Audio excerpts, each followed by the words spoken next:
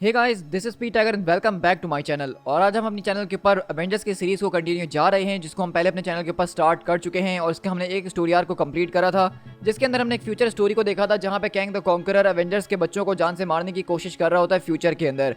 और वो पूरी की पूरी स्टोरी बहुत ही ज़्यादा इंपॉर्टेंट किस्म की थी, क्योंकि उसके जरिए हमें इस पूरे के पूरे नए एरा के अंदर एवेंजर्स की नई टीम से इंट्रोड्यूस करवाया गया था, जिसको इस वक्त captain Steve Rogers, iron man, Thor, Hawkeye, Spiderman, spider women और इस तरह के दूसरे कैरेक्टर्स मिलकर चला रहे हैं। तो आज का जो हमारा इसका अगला स्टोरी आर्क होने वाला है, वो इन्फिनिटी स्टोन्स और इन्फिनिटी गॉन्टलेट के ऊपर होने वाला है। और एवेंजर्स एकेडमी के लास्ट इश्यूज के अंदर हमने जो एक स्टोरी देखी थी पार्क एंड रॉबिन्स वाली, वो स्टोरी बेसिकली यहाँ पे हमारे पास आज कंटिन्यू होगी। हम देखेंगे कि पार्क एंड रॉबिन्स वहाँ पे किस पावर को हासिल करने की बात कर रहा था और किस तरीके से वो एवेंजर्स के ऊपर होने वाला आज तक का एक one of the most powerful खतरा बन सकता है। तो इस पूरी की पूरी सीरीज के अंदर आपको एडवेंचर, एक्शन और स्टोरी बहुत ही ज़्यादा औसम तरीके से देखने को मिलने वाली है। तो अगर आप इस पूरी की पूरी सीरीज का एक भी एपिसोड मिस नहीं करना चाहते हैं, तो आप चैनल को फौरन से सब्सक्राइब कर लीजिए, ताकि मैं जब भी इसकी नेक्स्ट वीडियो डालूँ तो आप उसको फौरन से देख लें। इसी के साथ इस पूरे के पूरे स्टोरी आर्क के अंदर हमारे पास 6 इश्यूज़ हैं, जिनको मैं 6 एपिसोड्स की सूरत में आपके साथ शेयर करूँगा। और उसके बाद हम अपनी अगली स्टोरी की तरफ चलेंगे। तो चलिए बिना किसी और बात के फौरन से अपनी आज की इस स्टोरी को स्टार्ट करते हैं।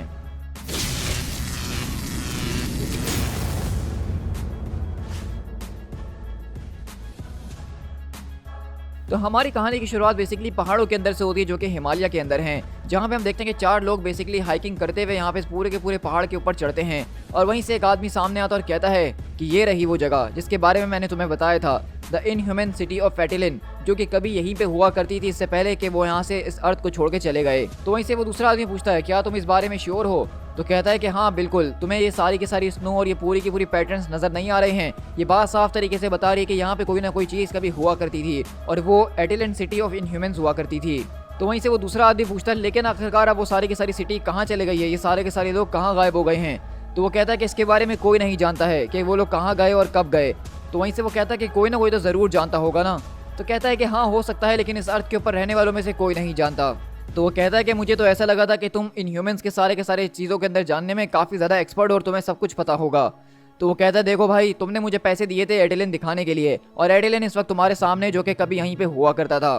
तो अगली बार हम देखते हैं कि वो आदमी अपने पास एक ज़बरदस्त तरह की डिवाइस को निकालकर कहता है, हाँ रही बात तुम्हारी पेमेंट की, तो चलो उसको भी देख लेते हैं।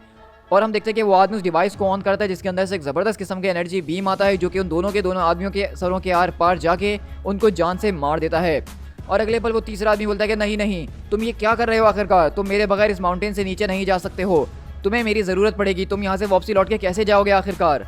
लेकिन हम देखते हैं कि वो आदमी बेसिकली उस तीसरे वाले आदमी को भी मार के इन सारे के सारे लोगों का काम तमाम कर देता है। और अगले बार हम देखते हैं कि वो यहाँ पे पहाड़ी से नीचे आता और कहता है, एटिलन जिसकी मुझे तलाश थी वो मुझे मिल चुका है, ये काफ़ी क्रेजी है। और अगले पल हम देखते हैं कि वो आदमी अपने मार्क्स वगैरह को यहाँ पे उतारता है और सीधा अपनी डिवाइसेस वगैरह का इस्तेमाल करते हुए यहाँ पे पूरे के पूरे एटिलन के ब्लू प्रिंट को बना लेता है, और कहता है कि मुझे रॉयल फैमिली कैसल को तलाश करना होगा।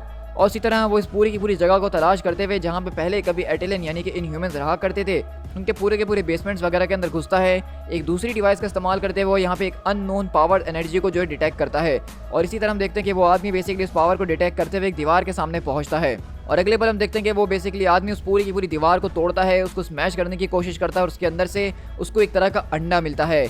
और उस पूरी की पूरी डिवाइस के ऊपर बताया जा रहा होता है कि किस तरीके से यही वो अननोन पावर एनर्जी सोर्स है, और इसका पावर लेवल वो काफ़ी डेंजरस है। और अगले बार हम देखते हैं कि वो आदमी बेसिकली अपने कान से उस चीज़ को लगा के सुनता है कि आखिरकार इसके अंदर है क्या चीज़, लेकिन वो उसको ज़मीन पे बैठ के खोलने की कोशिश करता है एक चाकू के ज़रिए, और कहता है कि मैं यहाँ पे सिर्फ इसको लेने के लिए नहीं बल्कि इसको खोलने के लिए आया हूँ। इतनी दूर मैं यहाँ पे आया हूँ तो मैं इसको पता करके ही जाऊँगा कि इसके अंदर है क्या।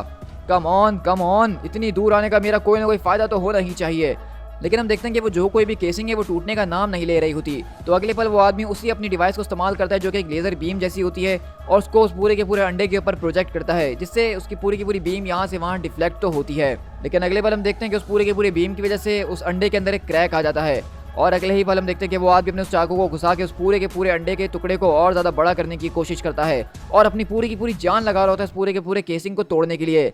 लेकिन अगले ही पल हम देखते हैं कि जैसे ही वो केसिंग खुलती है तो उसके अंदर से एक ज़बरदस्त किस्म की गज़ब की रोशनी आती है, और कहता है, ओके वेल मिस्टर रॉबिन्स, लगता है कि तुम्हारे $1 बिलियन जो तुमने खर्च करे थे वो तुम्हारे वसूल हो चुके हैं। लगता है कि आज तुम्हें एक इन्फिनिटी जैम मिल गया है। येलो आखिरकार कौन सा वाला होता है? ओ येलो वाला तो रियलिटी जैम होता है। और अगले पल हम देखते हैं कि वो आदमी अपने हाथ के अंदर उस जैम को दबा के वहाँ से टेलीपोर्ट होकर गायब हो जाता है। तो मैं आपको थोड़ा सा समझाता चलूँ कि अभी अभी जिस आदमी ने ये सारी की सारी हरकतें करी हैं वो कोई और नहीं बल्कि पार्क एंड रॉबिन्स यानी कि द हुड है। क्योंकि आपको जैसा कि याद होगा कि हमने एवेंजर्स एकेडमी की सीरीज़ के अंदर देखा था, उसके साथ इससे पहले ही शेयर करी है, उसके अंदर मैंने देखा था कि पार्क एंड रॉबिन्स का कज़न उसको यही डिवाइस ला के देता है, तो वो अपना एज अ वेपन यहाँ पे इस्तेमाल कर रहा है। और पार्क एंड रॉबिन्स को बेसिकली जो है इन्फिनिटी जेम्स के बारे में पता चल गया और वो इनह्यूमन की सिटी एडेलन के अंदर आके इस जेम को क्यों ले रहा है, इसको मैं आपको अगले एपिसोड के अंदर डिटेल में एक्सप्लेन करूंगा। लेकिन इसी तरह हम देखते हैं कि इस वक्त पार्क एंड रॉबिन्स के पास इन्फिनिटी जेम यानी कि रियलिटी जेम आ चुका है और वो यहाँ से टेलीपोर्ट होकर गायब हो गया है। लेकिन इसी तरह अगले पल हम यहाँ से देखते हैं कि यहाँ पे कोई और एक एनर्जी हमें दिखाई जा रही होती है जो कि एक आदमी के अंदर ट्रांसफॉर्म होती है और वो कोई और नहीं बल्कि वंडर मैन होता है। अब यहाँ पे मैं आपको थोड़ा सा याद दिलाता चलूँ कि हम पिछले स्टोरी आर्क के अंदर देखा था कि किस तरीके से वंडर मैन जो है वो अवेंजर्स के खिलाफ जा चुका है। वो अवेंजर्स के ऊपर अटैक कर रहा था और उसका मानना ये है कि अवेंजर्स की टीम को बनाना ही नहीं चाहिए, अवेंजर्स की टीम बनने की वजह से ही सारे के सारी दुनिया के अंदर नुकसानात होते हैं। तो हम देखते हैं कि आयरन मैन और थॉर बेसिकली अपने पुराने दोस्त के पास मिलने के लिए आते हैं और आयरन मैन बोलता है क्या तुम्हारे साथ कोई प्रॉब्लम चल रही है साइमन? क्या तुम अपने आप को पुट टुगेदर नहीं रख पा रहे हो और इसलिए ये सारी की सारी चीज़ें कर रहे हो? देखो तुम चाहो तो मुझे बता सकते हो, मैं इसमें तुम्हारी मदद कर सकता हूँ अगर तुम मुझे अपनी मदद करने दो। तो वहीं से वो कहता है कि मैं बिल्कुल ठीक हूँ टोनी। तो थॉर बोलता है कि आखिरकार मेरे पुराने दोस्त, तुम्हारे साथ ऐसा क्या मसला हो गया है जो तुम हमारे साथ ऐसी हरकतें करने की कोशिश कर रहे हो? तो वहीं से वंडर मैन बोलता है कि देखो मैंने सोचा था कि मैंने अपने आप को क्लियर कर दिया है थॉर, मैं बस ये चाहता था कि एवेंजर्स की टीम दुनिया के अंदर कोई मदद नहीं कर रही है, इनफैक्ट मुझे तो ऐसा लगता है। तो आयरन मैन बोलता है कि कम ऑन साइमन, तुम इस बात को कैसे कह सकते हो? तो वहीं पे साइमन को गुस्सा आता है और वो कहता है कि प्लीज़ टोनी मुझे मेरी बात ज़रा ख़त्म करने दो, मुझे ऐसा लगता है कि तुम लोग यहाँ पे किसी की कोई मदद नहीं कर रहे हो और यही बात मैंने स्टीव रॉजर्स को भी बोली थी और अब मैं तुम्हें भी बता रहा हूँ। मुझे लगता है कि तुम लोगों ने दुनिया के अंदर जितना अच्छा करा है उससे ज़्यादा तुमने लोगों को हार्म पहुँचाया है और अब तुम लोगों को ये सब करना बंद करना होगा। क्या ये बात तुम्हें क्लियरली समझ में आ रही है? तो टोनी बोलता है कि देखो मैं इस बात को जानता हूँ कि तुम्हें इस बात के ऊपर ज़रा भी विश्वास नहीं है और तुम्हें याद है कि उस दिन तुमने हमारी पूरे के पूरे टावर के ऊपर आके उस पूरी की पूरी डिवाइस को डिस्ट्रॉय कर दिया जो कि हमने टाइम ट्रैवल के लिए बनाई थी और उसके ज़रिए ही हमने एक पूरे के पूरे ऐसे सिनेरियो से अपने आप को बाहर निकाला जिसके ज़रिए इस पूरी की पूरी दुनिया को, पूरी की पूरी टाइमलाइन को तोड़ा जा सकता था साइमन। तो तुम्हें नहीं लगता कि तुमने वो गलत काम किया था? तो साइमन बोलता है कि हाँ अगर मैंने किया भी था लेकिन उस सब के बावजूद भी देखो हम तो यहीं पर खड़े हैं ना। तो टोनी बोलता है कि देखो मुझे लगता है कि तुम्हें कोई हर्ट करने की कोशिश कर रहा है, तुम्हारे साथ कुछ ना कुछ गड़बड़ है, तुम आखिरकार क्या सोच रहे हो इस वक्त मुझे कुछ समझ में नहीं आ रहा। तो साइमन बोलता है कि आखिरकार तुमने मुझे तलाश कैसे करा टोनी? तो टोनी बोलता है कि देखो तुम प्योर आयनिक एनर्जी से बने हुए हो, तुम अपने पीछे एनर्जी के ट्रेल एक घूंगे की तरह छोड़ के जाते हो जिसको मैं फॉलो करते हुए तुम्हें आराम से ढूंढ सकता हूँ। तो साइमन बोलता है इसका मतलब मुझे अब इस चीज़ के ऊपर काम करना ही पड़ेगा। तो थॉर बोलता है कि मेरे दोस्त साइमन क्या तुम हमें बताओगे कि आखिरकार हुआ क्या है? तो साइमन बोलता है कि आखिरकार तुम लोगों को मेरी बात के ऊपर विश्वास क्यों नहीं हो रहा है जो मैं तुम्हें इतनी देर से बताने की कोशिश कर रहा हूँ। तो थॉर बोलता है कि मैं तुम्हारी बात पे इसलिए विश्वास नहीं कर पा रहा हूँ क्योंकि तुम अवेंजर्स की टीम में होने वाले one of the greatest Avenger of all time हुआ करते थे और इसको देख के हमारे दिल को बहुत ज़्यादा तकलीफ पहुँच रही है कि अब तुम इस तरह से सोच रहे हो और हमसे ही लड़ने की कोशिश कर रहे हो। तो साइमन बोलता है कि देखो अब मैं इस दुनिया को बहुत ही ज़्यादा क्लियरली देख रहा हूँ और अब मुझे चीज़ें साफ तरीके से नज़र आ रही हैं। तो टोनी बोलता है कि चलो हमने 1 मिनट के लिए तुम्हारी बात मान ली कि तुम्हें ये दुनिया एक अलग नज़रिए से दिख रही है, लेकिन क्या तुम बताओगे कि तुम्हारे साथ ऐसा क्या हुआ जो कि तुम्हें ये चीज़ें फील हो रही हैं अब?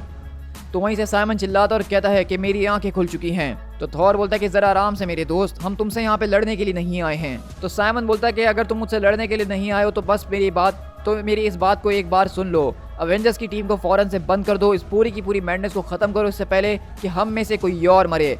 तुम्हें ये वांडा के लिए करना होगा, तुम्हें ये करना चाहिए जेनेट के लिए, स्कॉट लैंग के लिए, तुम्हें ये करना चाहिए the damn Jack of Hearts के लिए, तुम्हें इस सब को बंद करना होगा वरना एक एक करके हम इसी तरह मरते रहेंगे। और अगले पल हम देखते हैं कि साइमन दोबारा से अपनी एनर्जी का इस्तेमाल करते हुए वहाँ से गायब हो जाता है। तो टोनी बोलता है कि साइमन कम ऑन, आखिरकार तुम कहाँ चले गए? तो थॉर बोलता है कि हम लोग वॉरियर्स हैं और वॉर के अंदर हमेशा कैजुअलिटीज़ होती हैं। हर एक भाई बहन जिसको हमने आज तक खोया है अपनी इस टीम के अंदर, वो इस बारे में जानता था कि इस टीम के अंदर रहने की कीमत है, वो जानता था कि ऐसा हो सकता है। तो टोनी बोलता है कि हाँ मैं इस बात को जानता हूँ थॉर, तुम बिल्कुल ठीक कह रहे हो, कोई तो यहाँ पे होना ही चाहिए जो कि लड़े और सारी की सारी चीज़ों को रोके। तो आयरन मैन बोलता है कि प्लीज़ ये सब मुझे मत बताओ, ये तुम उसको बताओ। तो थॉर बोलता है कि हाँ लेकिन वो तो यहाँ से जा चुका है ना। तो टोनी बोलता है कि वैसे मुझे जेनेट की बहुत याद आ रही है। तो थॉर बोलता है कि वो तो मुझे भी काफ़ी ज़्यादा आती है। लेकिन अगले ही पल हमारी कहानी शिफ्ट होती है the Baxter building New York city के अंदर जो कि home of the fantastic four है और हम देखते हैं कि मिस्टर फैंटास्टिक यहाँ पे अपने लैब के अंदर ही बेसिकली सो रहे होते हैं। लेकिन अगले पल हम देखें कि यहाँ पे पार्क एंड रॉबिन्स बेसिकली सीधा रेड टी-शर्ट के बराबर में आके खड़ा हो चुका और कहता है ओके तो तुम यहाँ पे सोते रहोगे डॉक्टर और कोई भी अलार्म नहीं बजेगा, क्योंकि हम देखते हैं कि इस वक्त पार्क एंड रॉबिन्स के पास रियलिटी स्टोन है जिसका मकसद ये है कि वो जो भी करने को उससे बोलेगा रियलिटी स्टोन्स के लिए वही करेगा। लेकिन इतनी देर में हम देखते हैं कि जब पार्कर रॉबिन्स यहीं पे खड़ा होता है तो अचानक बैन ग्रिम यहाँ पे सारे के सारे पिज़्ज़ाज और बियर्स वगैरह को लेके पहुंचता है और उसको नहीं पता होता कि यहाँ पे पार्कर रॉबिन्स खड़ा हुआ है और कहता है कि हे रीड, मैं तुम्हें ये बताना तो चाहता था काफ़ी ज़्यादा लंबे टाइम से कि एवेंजर्स की टीम में मुझे काम करने के ज़्यादा पैसे मिल रहे हैं तो मैं ज़्यादा टाइम वहीं पे बिताऊंगा। लेकिन अगले पल हम देखते हैं कि पार्कर रॉबिन बोलता है कि बैन ग्रिम, और बैन फौरन से बोलता है कि आखिरकार तुम कौन हो और तुम यहाँ अंदर कैसे चले आए। लेकिन हम देखते हैं कि अचानक यहाँ पे बैन ग्रिम जो खड़ा हुआ होता है उसके नीचे की ज़मीन जो है वो पानी के अंदर बदल जाती है और सीधा बैन ग्रिम यहाँ से सारे के सारे फ्लोर्स को क्रॉस करता हुआ बैक्स्टर बिल्डिंग के सीधा ग्राउंड फ्लोर पर जाके क्रैश करता है और वो बोलता है कि आखिरकार ये हुआ क्या है मेरे साथ। तो पार्कर रॉबिन्स बोलता है कि बिल्डिंग्स के अलार्म ऑफ ही रहेंगे, रीड रिचर्ड्स सोता ही रहेगा। ओके डॉक्टर, अब मुझे बताओ कि तुम आखिरकार अपने सारे के सारे सीक्रेट्स को कहाँ पे रखते हो? एक ऐसा दरवाज़ा जो कि कहीं पे भी नहीं जाता है, मुझे इस दरवाजे को खोलने की ज़रूरत है। और अगले पल इन्फिनिटी स्टोन्स को जैसे ही वो बोलता है तो वो फौरन से उस दरवाजे को खोल लेता है और अगले पल हम देखते हैं कि पार्कर रॉबिन इस दरवाजे के अंदर घुसता है जो कि दरअसल कुछ और नहीं बल्कि रीड रिचर्ड का आप समझ सकते हैं एक तरह का वॉल्ट है जहाँ पे हमें एक ज़बरदस्त किस्म की चीज़ें नज़र आ रही हैं। गैलेक्टस का हेलमेट, सिल्वर सर्फर की बोर्ड और इस तरह के अजीब व गरीब आर्टिफैक्ट नज़र आ रहे हैं। तो वहीं से पार्कर रॉबिन्स बोलता है, ज़रा एक मिनट, ये आखिरकार क्या चीज़ है? वाओ, क्या उसने एक छोटी सी यूनिवर्स बनाया था इस पूरी की पूरी चीज़ को छुपाने के लिए, इसको प्रोटेक्ट करने के लिए? सच में मानना पड़ेगा डॉक्टर रीड रिचर्ड्स, मगर इन रियलिटी वो चीज़ तो मेरे हाथ के अंदर होनी चाहिए ना जिसकी मुझे तलाश है। और अगले ही पल हम देखते हैं कि क्योंकि उसके पास इन्फिनिटी स्टोन है तो वो यहाँ पे अपने रियलिटी स्टोन की मदद से अगले इन्फिनिटी स्टोन को ढूंढ लेता है जो कि यहाँ पे फैंटास्टिक फोर के रीड रिचर्ड के पास मौजूद होता है और वो कहता है ये तो लाल वाला है, इसका मतलब ये पावर स्टोन है। तो हम देख रहे हैं कि पार्कर रॉबिन्स के पास अब यहाँ पे रियलिटी और पावर स्टोन्स दोनों ही हाथ में लग चुके हैं और अगले पल वो यहाँ से टेलीपोर्ट होता हुआ सीधा एक रेगिस्तान के अंदर आता है और कहता है कि आखिरकार मैं ये कहाँ आ गया हूँ? डेजर्ट, हॉट, अच्छा, लगता है कि मुझे रियलिटी जैम को बहुत ज़्यादा स्पेसिफिक कमांड्स देने होंगे। ये काफ़ी ज़्यादा क्रूड ज़बान को समझता है तो इसलिए मुझे इसको स्पेसिफिक होकर सारी की सारी चीज़ें बतानी और डायरेक्शंस देने होंगे। लेकिन कोई बड़ी बात नहीं है, हम इसको अभी भी सीख रहे हैं, जैसा कि मैं नॉन स्टोन्स को सीख रहा था और उसका एक्सपर्ट बन गया था। लेकिन अगले पल हम देखते हैं कि जब यहाँ पे पार्कर रॉबिन्स इन दोनों के दोनों स्टोन्स को इस्तेमाल कर रहा होता है, सीखने की कोशिश कर रहा होता है इस डेजर्ट के अंदर, अगले पल हम देखते हैं कि वहाँ पे उसके सामने आके कोई ज़बरदस्त तरीके से चीज़ लैंड करती है जिसको देख के पार्कर रॉबिन्स की हवा टाइट हो जाती है और कहता है कि व्हाट द हेल। और हम देखते हैं कि वहाँ पे दरअसल कोई और नहीं बल्कि रेड हल्क जो है वो इस रेगिस्तान के अंदर आता है पार्कर रॉबिन्स के पास और कहता है, तुम्हें आखिरकार मैं किसकी तरह नजर आ रहा हूँ? हाँ। और अगले पल पार्कर रॉबिन क्या बोलता है कि मुझे तुम सिर्फ एक टेस्ट की तरह नजर आ रहे हो। और हम देखते हैं कि पार्कर रॉबिन यहाँ पे बेसिकली जो कि एक आम सा इंसान है वो यहाँ पे इन्फिनिटी स्टोन्स की मदद से रेड हल्क को एक जबरदस्त किस्म का पंच देता है। इसी तरह कहानी शिफ्ट होती है एवेंजर्स टावर न्यूयॉर्क सिटी के अंदर, जहाँ पे हम देखते हैं कि इस वक्त एवेंजर्स की टीम यहाँ पे मौजूद है जो कि अपना हैंग आउट कर रही है, जिसके अंदर Hawkeye, Spiderman, Spider Woman, Tony Stark, Wolverine, Hawkeye और मार्वल बॉय मौजूद है। और हम देखते हैं कि मार्वल बॉय बेसिकली आज अपनी गर्लफ्रेंड को यहाँ पे लेकर आया है सारे के सारे एवेंजर्स से मिलवाने के लिए, जिसको देख के वुल्वरीन और स्पाइडर वुमन को काफ़ी ज़्यादा हैरत हो रही होती है कि उनका भी तक कोई रिलेशन नहीं है और एक एलियन जो कि अभी अभी इस प्लेनेट के ऊपर आया उसने गर्लफ्रेंड भी बना ली, तो ये सच में एक बहुत ही बड़ी बात है। लेकिन इसी तरह हम देखते हैं कि यहाँ पे सारे के सारे लोग उसकी गर्लफ्रेंड से मिल रहे होते हैं, उसको इस पूरी की पूरी जगह के ऊपर वेलकम कर रहे होते हैं। लेकिन तभी हमारे टोनी भैया जो है आमतौर के मुताबिक वहाँ पे उस लड़की के ऊपर भी लाइन मारना शुरू हो जाते हैं और बताते हैं कि किस तरीके से वही इस पूरे के पूरे ग्रुप के करता धरता है। लेकिन अगले पल आवाज़ आती है कि मास्टर स्टार्क। तो टोनी बोलता है कि हाँ जारविस, क्या हो गया? मुझे लगता है मिस्टर स्टार्क कि हमारे पास एक सिचुएशन है, क्योंकि अगले ही पल हम देखते हैं कि यहाँ पे एवेंजर्स टावर के अंदर कोई और नहीं बल्कि सीधा रेड हल्क जो है वो उड़ता हुआ आता है और सीधा क्रैश लैंड करता है। तो हॉकाई बोलता है कि आखिरकार अब ये कौन है? तो आयरन मैन बोलता है कि ये तो रेड हल्क है। नुवार, मेरे ख्याल से तुम्हें अपनी गर्लफ्रेंड को यहाँ से फौरन बाहर निकाल लेना चाहिए।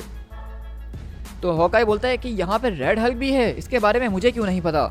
तो थॉर बोलता है कि यहाँ पे ज़रा भी हिलने की ज़रूरत नहीं है विलन, तुम मेरे म्योनियर को पहले भी चख चुके हो, उसकी पावर्स को जानते हो और हम तुम्हारा वही हाल दोबारा से भी कर सकते हैं। तो स्पाइडरमैन बोलता है कि वो तो तुम्हारा हाल भी कर सकता है क्योंकि मैंने उसको तुम्हें पीटते हुए भी देखा है। तो वुल्वरीन बोलता है कि आखिरकार इसको हुआ क्या है, आखिरकार इसको ये हाल किसने किया है? क्योंकि हम देखते हैं कि बेसिकली रेड हल्क यहाँ पे एवेंजर्स की टीम के ऊपर आज अटैक करने के लिए नहीं बल्कि उनसे मदद मांगने के लिए आया है, क्योंकि हम देखते हैं कि यहाँ पे रेड हल्क की हालत बहुत ही ज़्यादा बुरी हो चुकी है, उसकी आंख नाक सब फट चुकी है और वो यहाँ पे सिर्फ एक ही अल्फाज बोलता है, इन्फिनिटी टू बी कंटिन्यूड।